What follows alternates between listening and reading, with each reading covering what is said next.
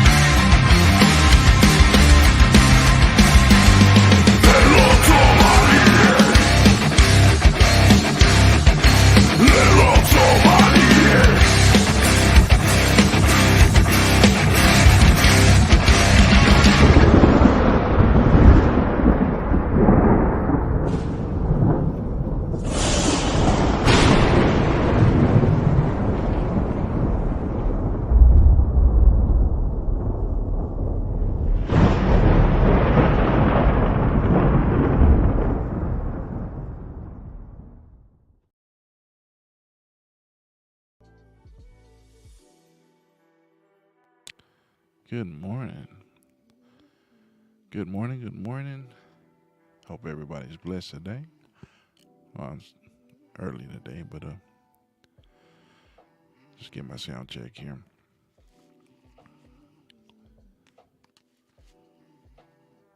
Okay, I think we're good.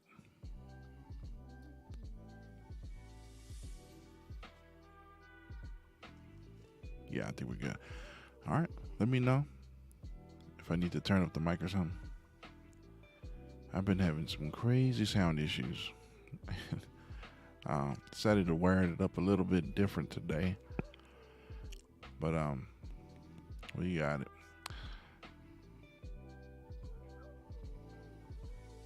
Good morning to everybody. Marcy T, Scat Pack, welcome you guys. It's good to have you guys here. Anybody else who comes along, I know we're streaming at 3 o'clock in the morning, but this is the only time I get. This is my hour to do anything. Usually I'll come home. I just got home from driving and did my day job, went and delivered all evening, and dropped off my daughter to take care of some, whatever she wanted to do. She wanted to go to movies with a friend. So we rewarded her for her grades and everything being good, and she's doing good in basketball and everything all around. She's doing well. Just the attitude we got to tweak a little bit, but she's coming along. Anyways, life is crazy as always, but I got to keep a smile on my face and stay strong because I got people depending on me. I hope you guys are doing well. Let's see what's going on in the comments. Yeah, I missed that intro. I don't get to play it all the time because sometimes I don't feel like sitting there for 6 minutes watching the intro. But yeah, it gets me hype. Yeah, I hope you guys are doing well with all that's going in. I started this new series. This is episode number 2, and it's just about reflecting on people. As I get older, I think back to jobs that I've had, phases that I've gone through, people who I've associated with and disassociated with, and I realize as I think about those times, how different things were just 5 years ago, 10 years ago, and 10 years ago. Did I ever think that the world would be the way that it is today? I should have, because it's all in the Bible. It's all in the Bible. People are going to change. People are going to lose respect for things that ought to be respected. For instance, God, His Word, His Scripture, His law, His instructions for us. People are going to turn away from those things. And it saddens me, as I see an older generation who I can relate to because I've spent time with my parents, I've spent time with my grandparents, and I've got to learn their ways. And I see this new generation coming in. I'm like, damn, what's wrong with them? It upsets me. It does. But Scat, welcome. And Marcy, I'm trying my precious. You're a warrior, Marcy. You're awesome. Seriously. You both are. And I realized that there's people, there's nobody that comes across your path without reason. You know what I'm saying? Like everybody's got a purpose. There's a reason why you come into contact with people. There's a reason why I meet Marcy on YouTube and Scat Pack 2 on YouTube. There's a reason why you come across certain people in life, not just in the YouTube streets, but in your physical life. And they all have a purpose, something to teach you, something for you to learn, a lesson, moral. They're a reminder of something you may have forgotten. They are a reminder to you of why you have your purpose, why God has you on a certain path. You know, I need love and hate. Marcy T said, I'm so tired.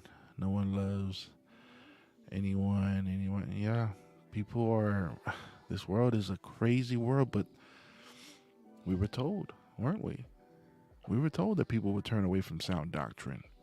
We were told that people were going to call good bad and bad good. And so now, you know, yeah, I'm in shock, but at the same time, I'm like, man, it's happening. It's really, really going down just the way it was stated in the Word of God. And my shock is not that it's happening. My shock is that people who I thought I could depend on to be people of God are not standing for the Word. They're not standing for morality. They're not standing for righteousness, for salvation. You know, everything is okay to them. Everything's okay. All sin, it's all right. Let them live that way. It's our choice. It's freedom. It's what do you call that? I forgot what the word. Where you condone everything.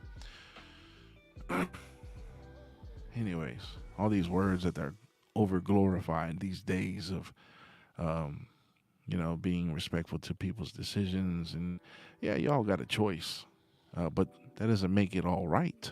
There's a good choice, there's a bad choice, there's a wrong, and there's a right. Just because you got a choice doesn't mean it's all good no matter which way you go. God states in His Word that there's good and bad, and that you will be judged by what you choose and not choose, or you know what I'm saying, whichever way you go. Anyways, accountability is losing the battle. Where it's disappearing out here in the world these days. Morality. I just saw somebody posting a video of a man who wants to be a woman and dresses like a woman. Thinks he's a woman, even though he's got a full beard and a wig. He's about 6'6", 250, trying to go into a woman's bathroom at the park. And there's a little girl standing there in the doorway, and the mom comes running over. She's blocking the doorway, saying, "You ain't coming in here. My child's in here. What are you doing? What are you doing?" This is all on film. And he's like, "I'm going to the bathroom." And she's like, "My daughter's in here. You ain't coming in here, like over my dead body." And he's like, what's the problem? She's like, "Get out of my face." And he's like, "I'm all in your face." He wants to fight back. The bearded wig woman, man. I don't know. Why are we calling them women? Let's just stop. Men. He's a man. He's a man. Dressed like a woman, thinks he's a woman, but he's wrong. He decided wrong. He decided, but it's wrong. Anyways, a couple was filming this and saying, "Hey, just go use another restroom." It was like, why? What's the problem? And they're like, "There's a child in there. What's wrong with you?" And he was like, "Well, I'm a woman, so mind your business." I had this incident at a McDonald's one time. I don't know if I told you guys about it, but we got out of church. We're headed down the street. My daughter's crying. She's like, "Hey, I need to use the bathroom." I was like, "We just left. Why didn't you use the bathroom at the church?" And so anyway, we pulled into the McDonald's. And I had this feeling, don't just let her go by herself. She got out. She starts running into the McDonald's to use the restroom. It is full. It was so full. "Hey, welcome, Latina. Welcome in." The restaurant was full. McDonald's. It was filled with all these Hispanic families, and there was one, it was one couple. They were African American. They were brother and sister, apparently. And you guys, if my sound goes out for whatever reason, I'm trying something new, so let me know. And I go to the hallway, and I'm on my phone. I was running a business at the time, so I'm over here, trying to get some context together. And in the corner of my eye, I noticed this guy walking down the hallway towards the restrooms, but he didn't go left where the men's room was. He went straight where the women's room was, and my daughter was in there at the time. I was standing in the hallway waiting. It didn't hit me yet. It didn't hit me yet right away. I was kind of preoccupied. And then he comes out, and that's when I noticed. And that's when it's like, wait a minute. And he comes out, he walks past me and goes towards the seating area where he and his sister were sitting. This is a grown man in his 40s, African American dude, who walked in there, and it was in the restroom. And I'm sitting there, I'm processing this, and I'm kind of in shock and in disbelief, like, this freaking guy just going into the women's room. And my daughter comes out, and she has this look on her face. Sorry about the background noise, by the way. We have some people disrupting the stream. But that's what happens when you stream at 3 a.m. Anyways, my daughter comes out, and she's like looking at me like, wide-eyed. And I'm like, come over here. Like, was that guy just in the bathroom with you? And she kind of nodded her head. She was like in shock too. I grabbed her by her hand. I went right up to the gentleman, if you want to call him that. And I started yelling. I made sure everybody heard me. I go, what the hell's wrong with you? And then he was like starting to eat his fries, ignoring me, and grabbed him by his collar, pulled him up right next to me. The hell's wrong with you? I was like, what are you doing? Get your hands off me. Like, you just went in the women's restroom? Are you freaking serious right now? Like, are you serious? And he was like, well, my sister said it was all right. And I was like, I'd beat you. I was ready to smash him. The teeth were going to go flying out of the back of his neck. I was ready to smash this fool right in front of everybody. And I said, you know what? I got a little sadistic. I said, I don't have to beat this guy up right now. I started yelling at him. Yelling at him loud and clear for all to hear. All the 10 Hispanic families that were there with their children. I go, you're a man. You don't go in the women's restroom. Don't ever let me catch you in the women's restroom. You're like, what the hell is wrong with you? You think that's fine? People got kids here. And all of a sudden, all the men start standing up. Like, what? What do you do? And I tossed him. I didn't throw him into a wall or anything. I just kind of pushed him back, make sure he felt my wrath, just enough to scare him, let him know how serious I was. And all the men started getting up. Like, hey, what happened? What's going on? And I walked out of there. Like, yeah, get them, boys. But, I was pissed. I was mad. I'll never forget. And that's when this whole agenda of you can be what you want started coming out, and you can go into whatever restroom you want. And I'm sitting here like, no, you can't. And here's why. Because you might think you're a woman and that you can go to a woman's room and think that's all right. But there's a father out there who's got a daughter in that restroom. Oh, you better watch out. This world is stupid. Anyways, I love to tap into the old and remember and think back to people who have left an impact in my life. My first episode was a couple days ago. I talked about A1, a gentleman we all affectionately called A1. Letter A, number 1. And his real name was Albert Johnson. And he had some crazy stories in the past about how he was, he was a boss in this bad industry, but he was also in the music industry. He did some really big things in the music industry. And just the moral I learned from him is that if you're passionate about something, it doesn't matter if you're in your old age, continue to pursue it. Just do it. If you love it, do it. Have fun. Spend your time doing what you love doing. And don't let the man get you down, because he was definitely being oppressed. Definitely had a lot of success in life, and also was involved in a lot of tragedy. But thank God that he's changed, and he's doing decent, honest work now. And he was a good man. And I haven't spoken to him since 2006, 2008. But I hope he's well. He's definitely left an impression on me. So this is what this series is about. It's about men that I've met, men and women who I've met, that have shared some interesting things, or I've noticed something interesting about them, or they just do something that's just very impactful to me that has changed my life forever. And today I want to talk to you about a man named Paul. Paul also comes from the same job that I spoke about in my first episode of this series, working at the airport. We were in logistics, and so we ship cargo. If you don't know, when you get on an airplane, you might be on an airplane with some explosives. You might be on an airplane with some corrosive material that can eat through the airplane. You might be on an airplane with dry ice that'll suffocate the air. It'll pull the oxygen out of the air, and then you can't breathe. Radioactive material. You're on an airplane with radioactive material that'll disrupt the instruments of the airplane and cause it to crash. There's all kinds of things that go on airplanes. There's a lot of, the top half of the cargo are patients, customers. They're what do you call those? We call them lion flights, because there's people there. Bottom half, there's a small compartment for luggage, but the majority of the bottom of the airplane, the forward bay and also the aft bay, are for cargo. So we ship things. You might be, with a shipment of iPads or whatever it is that's being shipped.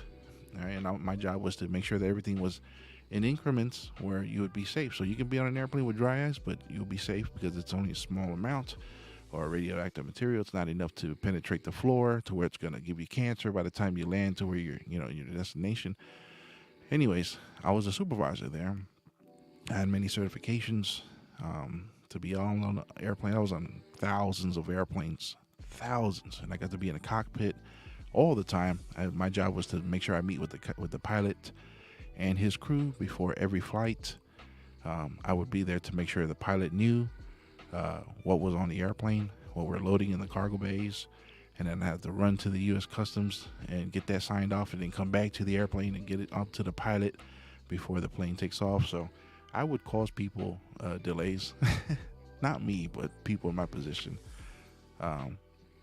If you ever wonder why we're having a delay in your airplane, probably because the guy who's supposed to notify the pilot of the dangerous, hazardous materials on the airplane is running late and causing everybody to be late to their destination. Anyways, that was our job there, and that's where I met A1. But there was a man named Paul, and Paul was an interesting person. I don't think I've ever met someone like him. He wasn't very noticeable at first. He was just a regular, in the warehouse we have, not too many white people. It was all blacks, Hispanics, and Samoans, some Tongans. But for the most part, the warehouse that would handle all the cargo and build the cargo to go into the airplanes were all blacks, Hispanics, and Samoans. And so, unfortunately, every time you see a Hispanic person, you assume they're Mexican. This guy, I thought he was Mexican, but he wasn't. And he was part of a trio. There were these three gentlemen, Eddie, Paul, and Esteban. Esteban, I want to do a video on him. That dude was a legend at LAX. Paul was nothing. There was nothing special about him. There wasn't anything. There was no special work skill that I need. No, there wasn't. There were people that were in a specialty position where they had skills that I needed to get this plane off the ground, like Esteban. Paul was just a worker, and I appreciate his work ethic. Work like nobody else. Hard worker, 2 jobs. But it wasn't anything like specialty. He wasn't a runner. He wasn't a builder. He wasn't the inventory guy, the scanning guy. It was just a regular hand in the warehouse. And but the one thing I could remember is that I could always depend on him. As a young supervisor, it's good to have people on your team that aren't going to bicker and complain when you tell them to do something or ask them to do something. For him, he would be so upset with stuff, but he wouldn't like the policies or the management decisions. But I go out there, I'm like, come on, Paul, I need you to do this, man. Can you help me? He goes, yeah, okay, David, okay. He'll go out there and take care of it. So he was good for that. Let's see.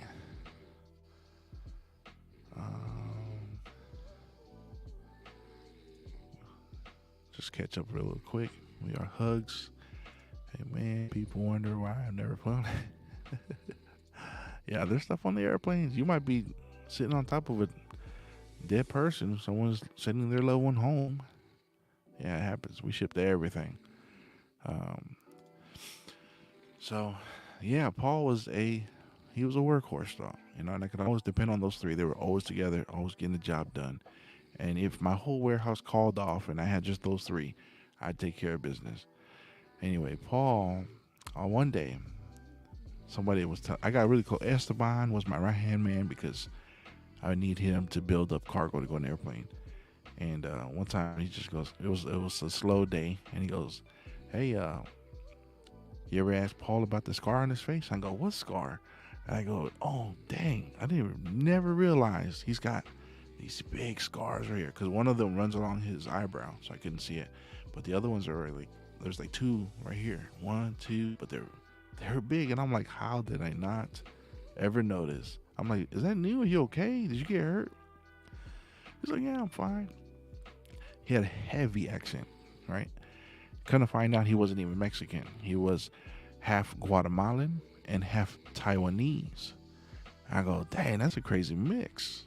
I never met no Taiwanese Guatemalan, but I noticed that his accent was very different than everybody else. All right, and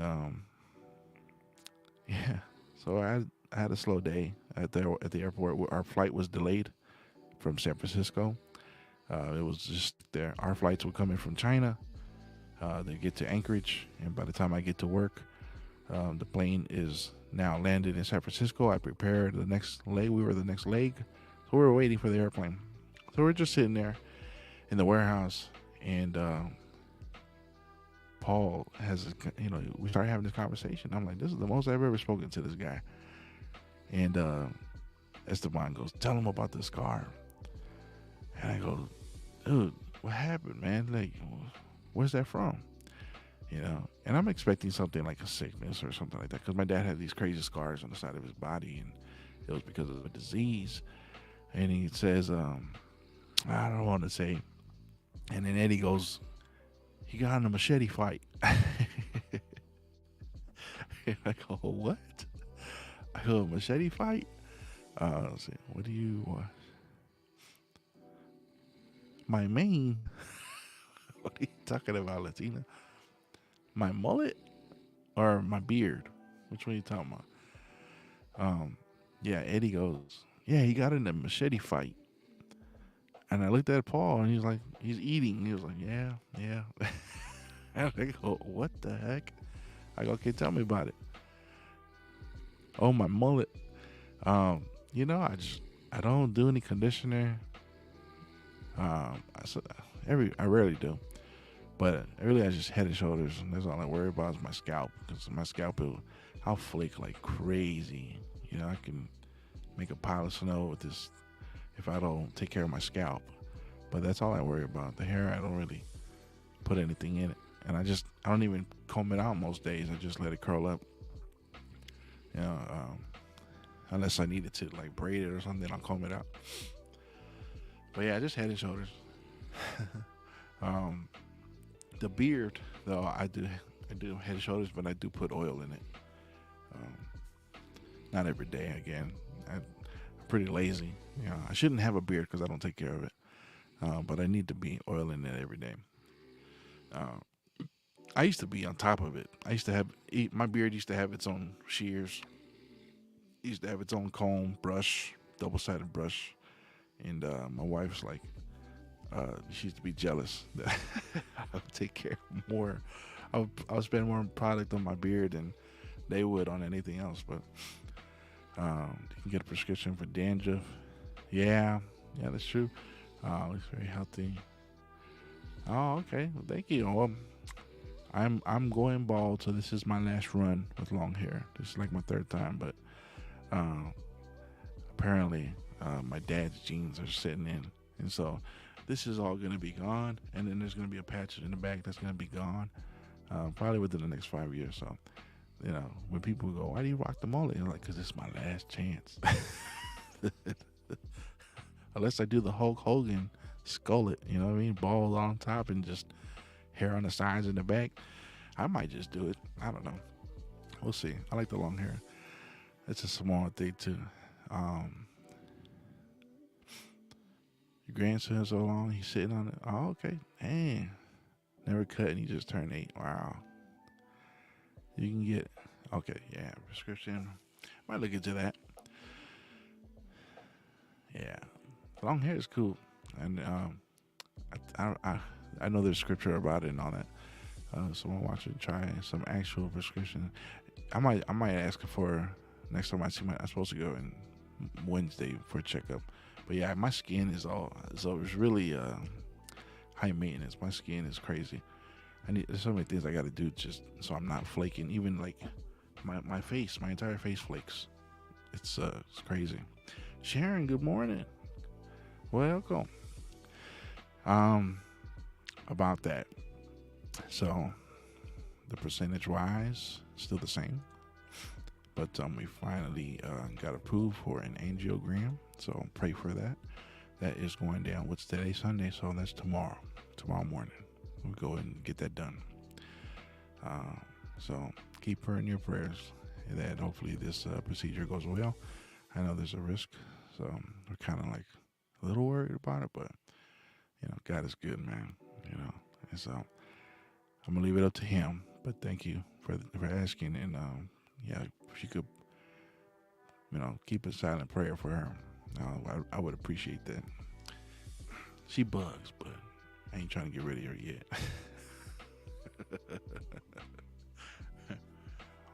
Yeah, so Dr. Bronner's, okay? Let's get back. Using Bronner's toothpaste. That feels like, yeah, that sounds pretty strong. I'll look into that. Yeah, so here I am talking to Paul, right? And I'm waiting for him to tell me this story. And I'm like, okay, Paul, like, tell me about the scar on your forehead that I never noticed until just now.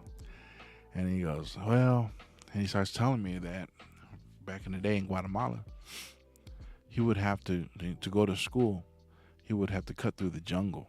He'd have to hike through the jungle to go to school on the other side. There's a show on YouTube. Well, it's like National Geographic or something, but there's full episodes on YouTube. The hardest, the most difficult rides to school. There's some crazy lifestyles out there, man. Oh my gosh.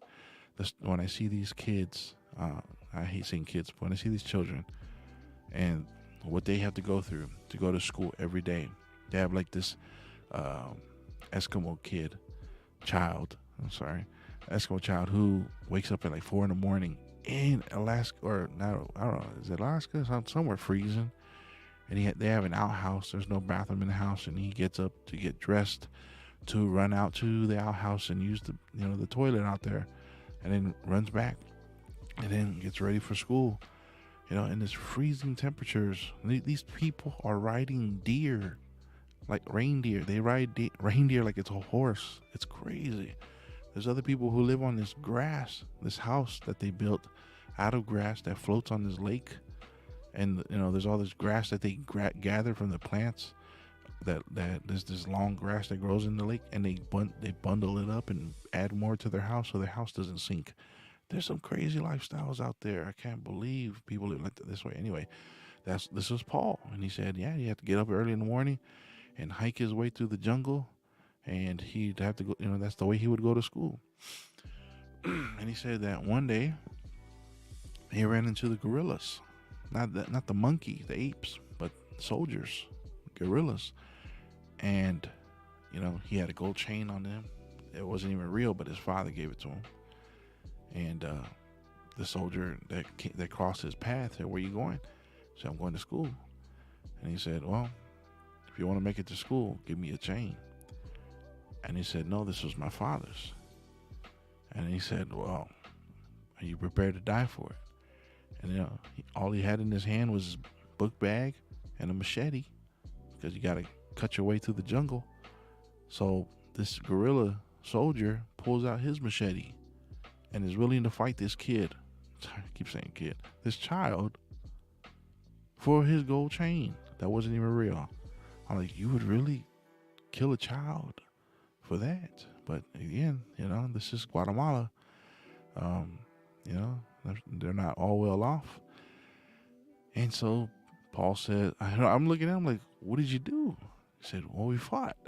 He said, "We fought." I was like, "With your fists, not the machete." He was just like, "No, look, see." He was like, "He got me here, he got me here, and he got me here."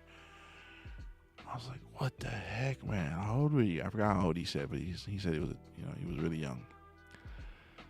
And so there he goes, and he says, "Well, I made it to school, but I was late."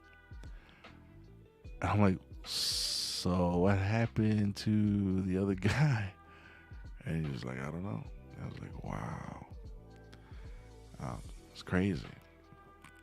It's crazy, He said it like a stone cold killer, but this person, Paul, the nicest guy you ever met, the hardest working guy you ever met.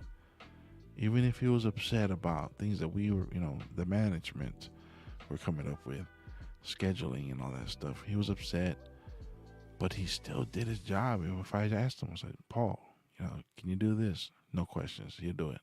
He'll be upset, but he'll do it. And he just became one of the most reliable people I could depend on at that airport job. And to see how sweet of a person he became, because he was so funny. He would always try to crack jokes and stuff, and even though I didn't understand, he was there all the time.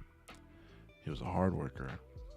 He would complain here and there, but it wasn't anything bad. And there's nothing like having a person you can rely on. Because these days, people let you down. People will let you down and forget all about it. Next time they see you, it doesn't even cross their mind. They just completely forget about it. You know what I'm saying? But he was a different breed. He was the older generation. He was a person who was a person of his word. If he said he was going to be there, he'd be there.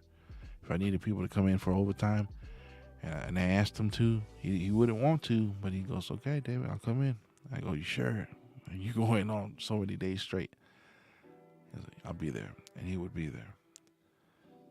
And you couldn't tell that he lived a life where he'd have to hike through the jungle every day, fighting soldiers with machetes. I mean, the soldiers were armed, firearm, the long arm, short, pistol, rifle, machete, hunting knife, whatever else they carry. But what a crazy thing that he had to go through as a child.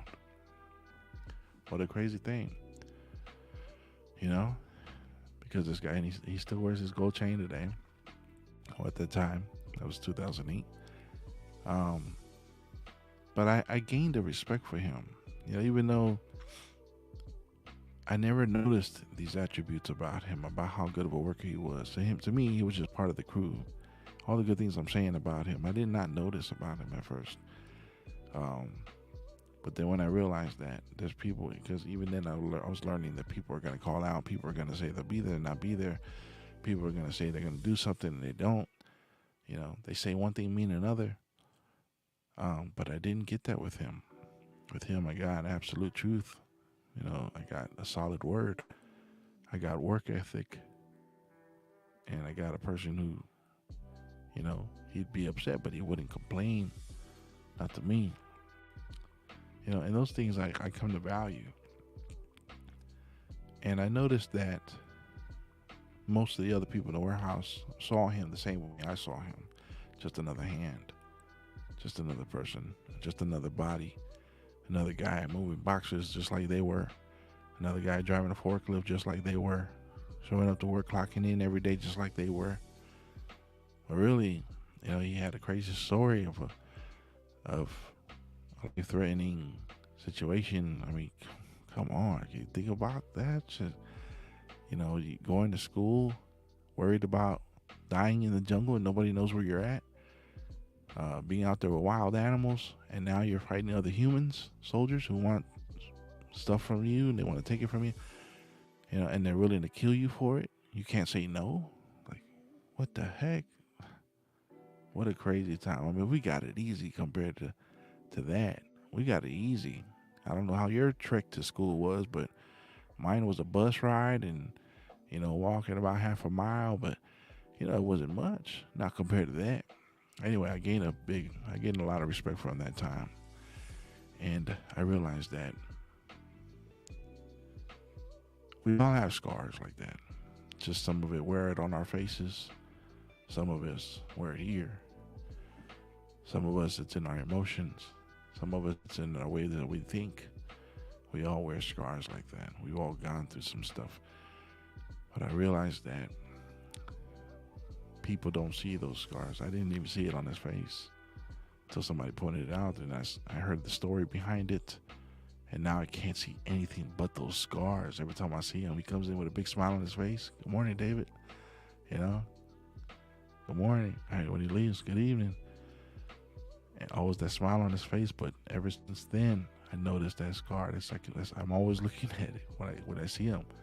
Now I see that scar. I didn't see it before, but I notice it now, and I gained that respect for him. And I noticed that with situations going on in life today, there are people who have gone through trial and tribulation, who have fought battles to get us places, to provide for us. There are people in our older generation who wear those scars, again, either on their faces, on their body, or inside. And they're not shown the respect for what they've gone through. They're not shown the respect for the battles that they fought. In this generation today, I'm using a current situation. I won't go into details about what we're facing today in my personal life, but you can see all around you, the older generation they're not getting the respect that is owed to them, that is due to them. Most of us, we're not looking for those scars, not until we hear the stories. Maybe it's your father, maybe it's the person who raised you. Maybe it's a person who tried to teach you, a mentor or someone in your life. If you have someone who's older, and this is my message to the young people, you might not see the scars that people have, that they carry, the stripes they've earned, battling for you, for your life, for you to have an opportunity. But come to know those things. Figure, ask questions and show respect, because I didn't know anything about that battle. And I didn't have that level of respect for Paul until I've learned what he's gone through. And I was like, man, it's crazy to me. It's crazy. And I never lost that sense of reverence for him, that sense of respect for him. Every time I see him, just to see him come in there every day with a smile on his face and, working hard. I got people like that in my life right now who have fought hard for family. And when situations come up, people forget. People forget what that person has done for them, raised them. And it's sad. It really is. And I'm like, man, let me never forget the sacrifices that were made for me by my parents, by elder people in my life, people who we still have around. Let me never forget what they've done to get us here. You know, I look at life different than most people. I try to make sure that I'm not selfish about life because I realize that people are truly, truly selfish. You know, they're not right with God because they think more about themselves. We ought to not think about ourselves. Not if you're a real Christian. If you're a Christian, you could give a damn about what happens in this life. You're worried about serving God best you can. You know, but I realize we're so, what's the word today that's always common right now is narcissistic. People are all about themselves, and when you're about yourselves, man, you ain't focused on God. Yeah, we're gonna be dealing with some stuff here, but we really gotta keep God at the forefront, and you know, and that's when we find the true reason why we're here. I stopped thinking more about myself. You know, I tell people all the time. I stopped praying for money. You know, I stopped praying for things like that. Success doesn't bother me no more, whether I have it or not. You know, yeah, I gotta pay my bills. I gotta keep my light on, but I'm not sitting here, you know, hoping for all the. I'm not trying to be $100,000 earner again. I'm not trying to be $1 million earner. That stuff doesn't appeal to me anymore. You know, I stopped praying for money. I stopped praying for wisdom. That's what I want. Wisdom. Show me what to do, where to go. I want knowledge. You know, show me what's right, what isn't. That's what I want. You know, and I know that we can get a lot of that. God will put people in your life to learn those things, to earn those things, to gain that. But you gotta show reverence, man, for some people, for our elder generation. You know, this is gonna go on my Facebook, but because there's really a lot of people, young people, I want to reach out to who haven't found their way to my channel yet. But you know, as I continue to do this series of people who have left an impression on my life, you know, I'm hoping that these stories will help others, you know, realize like maybe I'm looking at something the wrong way. Maybe I'm doing something the wrong way. Maybe I'm ignoring this or neglecting that. Maybe I've, you know, approached certain people the wrong way. I'm hoping to help people to well, you know, to break out of this new way of thinking that we got going on. This is what we got going on in the chat. Sharon says, I think the scars as a child give you more wisdom when you get older. That's right. Yeah, the stuff that we deal with as children. I'm just worried about this new one. You know, it's us. I think I'm more in the older generation. Might be a younger guy, but you know, yeah, I relate with my older generation because, well, I feel like they got it right. The younger folks, my goodness. Someone watching, they've always been narcissistic, but they can hide behind the keyboards now. Yeah. Oh, yes. People call me a keyboard warrior on Facebook, but yet they are responding on their own. You know, what's up with that? Welcome, Rome 13. Yeah, so the other day I was just thinking about Paul, man, and I was like, I don't know where he is now. And it's been almost 20 years since I've spoken to the guy, but you know, I hope he knows that just sharing the story like that really means a lot to me, especially in this day when I see people, the older generation speaks, and the young people are just over there like, yeah, sit down, shut up. And I'm like, damn, did we lose our way? Man, did we lose our way? There's no respect. You know, keep thinking about Ronnie Dangerfield. I got no respect. It's truly sad. But, you know, like I said in the other video, we can't change the whole world. And I'm definitely not going to do it. But one thing I can do is teach my children the right way and show them a good example. Be a good example for them. Make sure that they know, you know, morals, respect, love, dignity, you know, honoring God, honor the word. Make sure they know how to show love. Real love. Not that fake Hollywood stuff, but real love. Yeah, welcome, Rome. I think this is the first time I saw you. Ronnie Dangerfield. Yeah, he was awesome. Truly a great one. Even comedy these days. Oh my gosh. Comedy music these days. There's some good comedy, I ain't gonna lie. But music these days, oh my god. The entertainment's just stupid. Anyways, if you have an elder person in your life, make some time to talk to them. I'm sure they would appreciate it.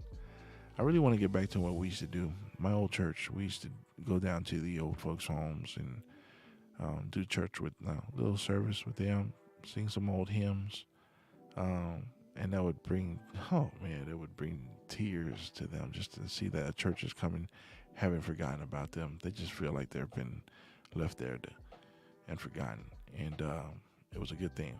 I don't do that so much these days, but I'm gonna get back to that.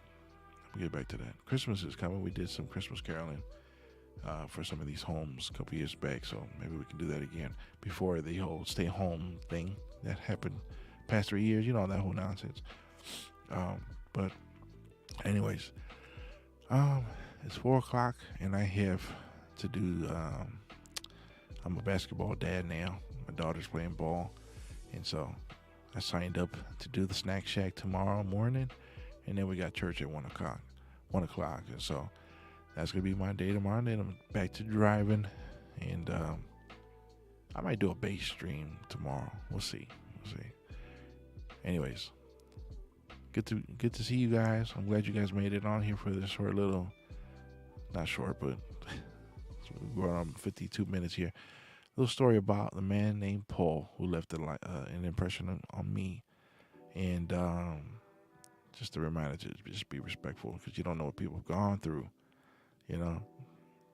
So much love and respect to you guys all. God bless. And at all the truth, do know that the number one truth is that Jesus is King, Jesus is Lord of Lords, King of Kings. Your salvation is found through Him, and He is the way to the Father. Let's see, Latina says, I take elderly neighbor that has throat cancer, Freddy eggs from my chickens. Fresh eggs from my chickens. He and his wife gave me a grand tour of their large property. That's awesome. I want to raise chickens. But I ain't got no kind of space over here. If I can figure out a way, I might do it, but then I feel bad about them with no space to run around. And I have a dog who I think might be retarded. I have a dog who's just not good. Anyways, God bless y'all. Have a great day. If it's bad, remember there's another one on the way. We can start it again the following one. So take care.